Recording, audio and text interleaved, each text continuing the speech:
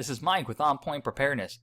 I am finally done with a very long and exhausting home renovation, and I'm happy to say that it turned out great, and really happy that it's all behind me, and I'm going to just start getting warmed up back into the swing of things, making videos for you guys, investigating what is underlying all these current event news headlines that are happening almost daily or every other day. But for this first video, it's going to be more of a rant. It's actually going to be rather superficial, something you guys already know about, but I just feel so compelled to just rant and talk about this. And it's all about the FBI not recommending prosecution of Hillary Clinton. And the key thing about here is FBI rewrote federal law to let her off the hook. They said that she has basically committed felony, but she didn't have the intent to harm the United States. So we're going to let her off the hook, even though we have recommended or prosecuted other people in the military for the same offenses and said that they did not have the intent to harm, but we're going to prosecute them anyways. We basically have this very unbalanced application of the law.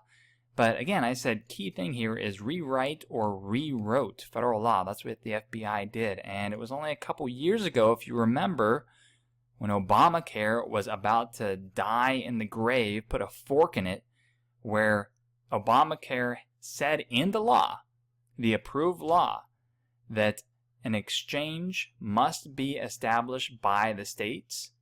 And basically there was a whole ton of states that didn't want to participate in Obamacare and wouldn't set up exchanges, so there wasn't enough people to subsidize the system. And what did they do? Well, Justice Roberts rewrote the law to say, oh, well, an exchange established by the states actually means an exchange established by the federal government. And so we had the judiciary branch rewriting the law. Here we have the FBI rewriting the law. The law has no bearing anymore. And so really the way our government is operating is pure anarchy. I actually wrote an article a long time ago about it called the Anarchy Governance Paradox, where they are completely acting without the rule of law, but the rule of law still applies to us somehow. And it's not going to get any better, because if you remember, with Scalia knocked off, the Supreme Court is going to get another liberal judge, and they're going to start just shoving all these liberal agendas down the pipeline. We already saw one on abortion. You have to imagine that Second Amendment rights are going to come into play as well. Main message here, guys, the country's lost. I don't know when it's going to collapse, but it will. Start prepping. So again, happy to get back into the swing of things.